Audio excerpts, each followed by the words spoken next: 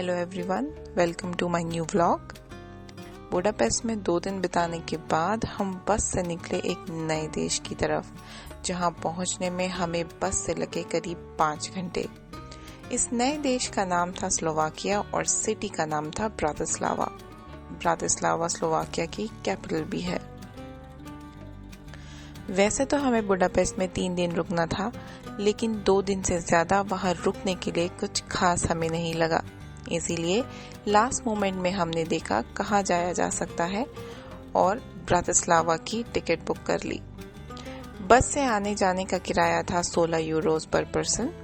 Bratislava में जो hotel last moment में हमने बुक किया था उसकी कीमत थी 40 यूरोस पर नाइट। क्योंकि हम वहाँ बहुत लेट नाइट पहुंचे थे और थकान भी काफी हो गई थी, तो होटल की वीडियो मैं नहीं बना सकी, लेकिन लिंक डिस्क्रिप्शन में है जिससे आप होटल को ऑनलाइन देख सकते हैं। बुडापेस्ट की तरह यहाँ भी काफी ठंड और तेज बर्फीली हवा ने काफी परेशान किया। होटल से वॉकिंग टूर की इंफॉर्मेशन लेकर हम टूर स्टार्ट होने के स्पॉट पे जाने के लिए निकले, लेकिन उससे पहले हम गए सुपरमार्केट, जहाँ से ब्रेड एक्सेट्रा खरीद कर ब्रेकफास्ट किया। इस तरह की नई जगहों पर खाने पीने के लिए हम वेजिटेरियन लोगों के लिए सुपरमार्केट ही बेस्ट ऑप्शन होता है।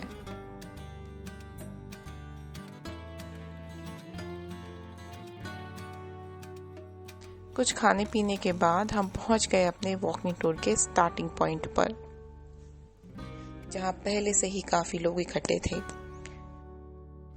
अगर आपको वॉकिंग टूर्स के बारे में नहीं पता तो मैं थोड़ा बहुत आपको इसके बारे में बता देती हूँ। कई गाइड्स होते हैं जो टूरिस्ट को पैदल ही सिटी के कई टूरिस्ट स्पॉट्स पर ले जाते हैं और उनके बारे में कुछ जानकारी भी देते हैं। टूर के एंड में आप अपनी मर्जी से उनको टिप दे सकते हैं, जिससे इनकी इनकम होती है।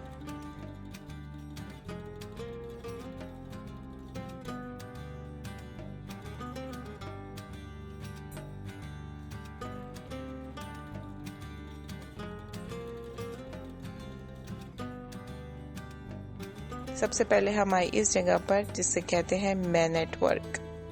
यहाँ ऐसा माना जाता है कि इसके सर पर हाथ फेरने से आपको गुड लक और ढेर सारा पैसा मिल सकता है।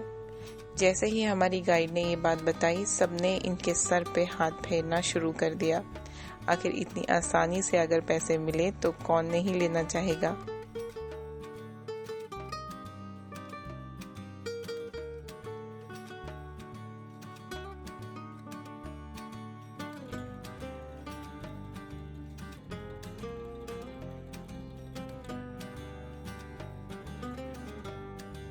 इसके बाद हम मेन स्क्वायर पर गए, जहां आप काफी पुरानी बनाई गई बिल्डिंग्स देख सकते हैं। ये बिल्डिंग्स आपको पुरानी आर्किटेक्चर की झलक दिखाएंगी।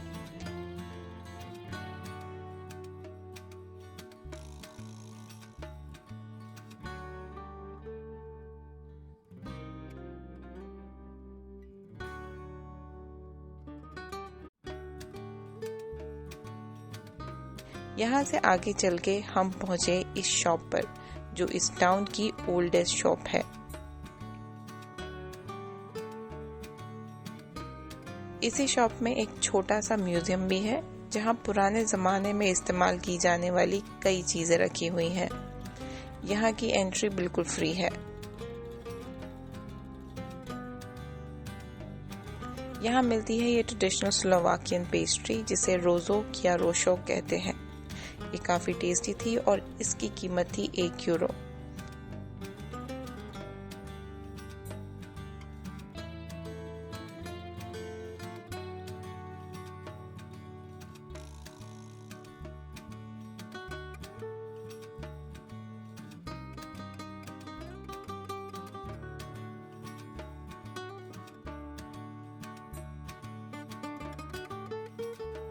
इस शॉप के बाद हम एक और छोटी सी शॉप में गए, जहां होममेड हनी और उससे बनी काफी चीजें मिल रही थी।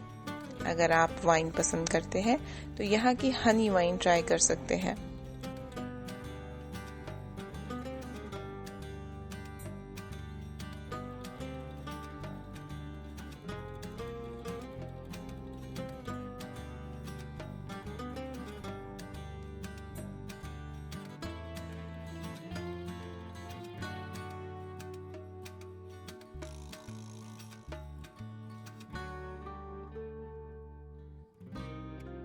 यहाँ से निकलकर हम पहुँचे माइकल गेट पर, जो शहर का इकलौता सिटी गेट है जिसे प्रिजर्व किया गया है। ये इस टाउन की सबसे पुरानी बिल्डिंग्स में से एक है, जिसे ईयर 1300 में बनाया गया था।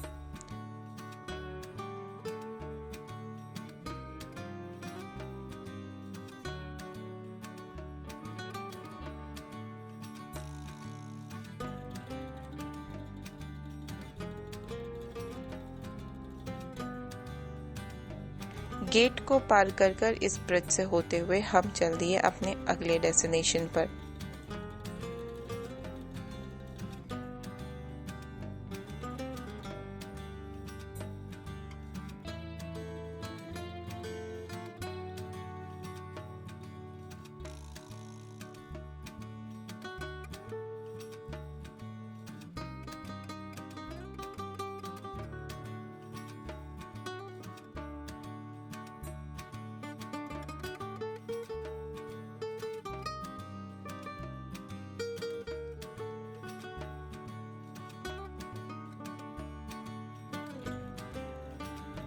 हमारा अगला स्टॉप था ब्लू चर्च। इस क्यूट लुकिंग चर्च को मार्शमैलो चर्च भी कहा जाता है।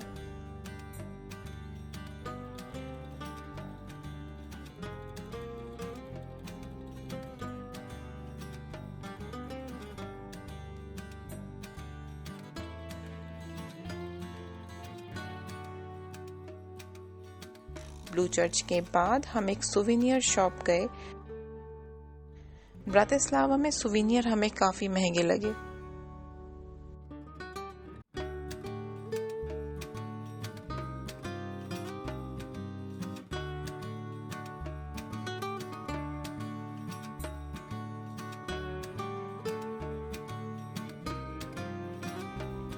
यहाँ से निकलकर हम अपने लास्ट डेस्टिनेशन ब्रातिस्लावा कैसल पहुंचे। ये ब्रातिस्लावा का मेन कैसल है। ये एक हिल पर बना हुआ है जो एकदम डेन्यूब रिवर के ऊपर है। यहाँ आने के लिए थोड़ी अपहिल वॉक करनी पड़ती है, लेकिन यहाँ से ब्रातिस्लावा का बहुत खूबसूरत नज़ारा देखा जा सकता है। ये हमारा लास्ट टूरिस्ट स्पॉट था, लेकिन इसके बाद भी हमारे पास बस पकड़ने के पहले काफी समय था।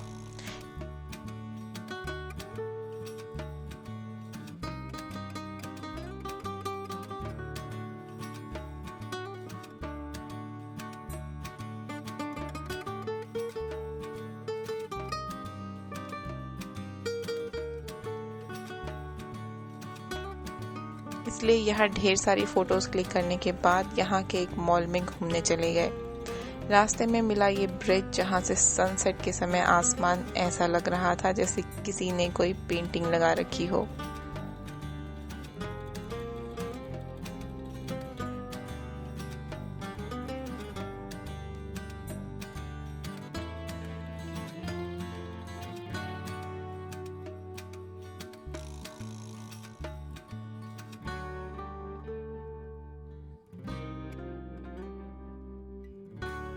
मॉल में कुछ खाने पीने के बाद हमने वापस बुडापेस्ट जाने के लिए बस पकड़ी, क्योंकि उसके अगले दिन थी हमारी एम्स्टर्डम की फ्लाइट।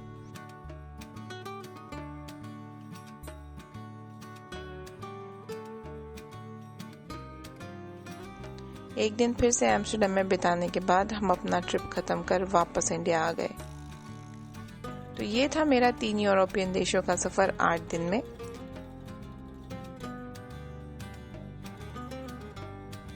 चैनल से जुड़े रहिए ऐसे ही कुछ और ट्रैवल वीडियोस के लिए। अगले कुछ वीडियोस में मैं आपको बताऊंगी वीज़ा प्रोसेसेस और ट्रैवल रिलेटेड कुछ और इम्पोर्टेंट बातें। तब तक के लिए अलविदा।